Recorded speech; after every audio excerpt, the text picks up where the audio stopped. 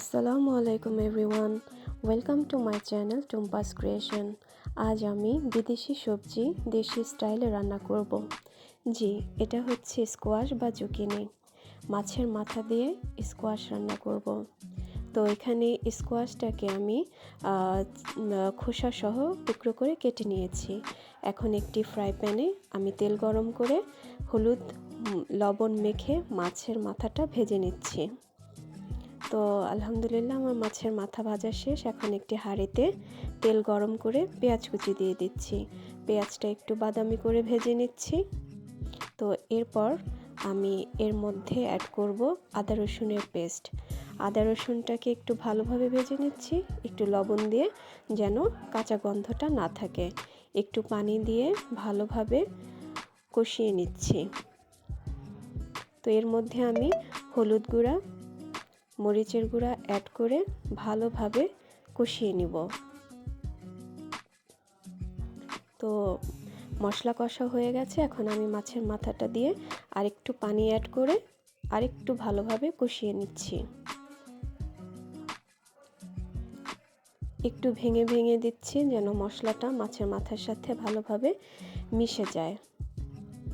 তো এখন আমি স্কোয়াশগুলো দিয়ে দিচ্ছি, দিয়ে ভালোভাবে নেড়ে চেড়ে মিক্সড করে তারপরে ঢাকা দিয়ে কিছুক্ষণ কষিয়ে নেব।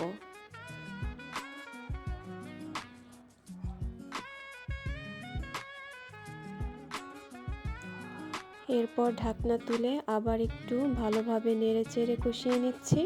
তো স্কোয়াশ থেকে যে পানিটা বের হচ্ছে আমি এই পানি দিয়েই রান্না করব, আর অতিরিক্ত পানি অ্যাড করব না।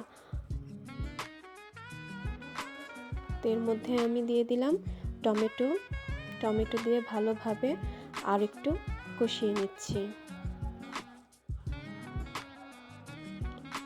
তো এই তো কত পানি উঠে গেছে স্কোয়াশ থেকে।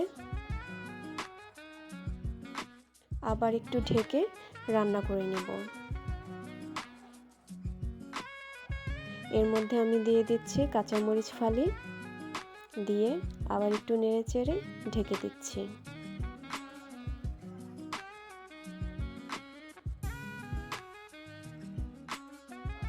এরপর আমি দিয়ে দিচ্ছি ধনেপাতা ভালোভাবে মিশিয়ে আবার ঢাকনা দিয়ে ঢেকে কিছুক্ষণ রান্না করে নিব। তো এই তো আলহামদুলিল্লাহ আমার তরকারি প্রায় রেডি হয়ে গেছে স্কোয়াশের মাছের মাথা দিয়ে। এখন আমি সার্ভ করব।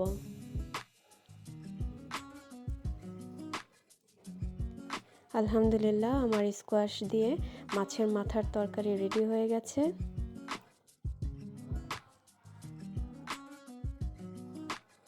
দেখতে খুব সুন্দর হয়েছে। আলহামদুলিল্লাহ এই তো আমার তরকারি রেডি হয়ে গেছে। সবাই ভালো থাকবেন। আসসালামু আলাইকুম, আল্লাহ হাফেজ।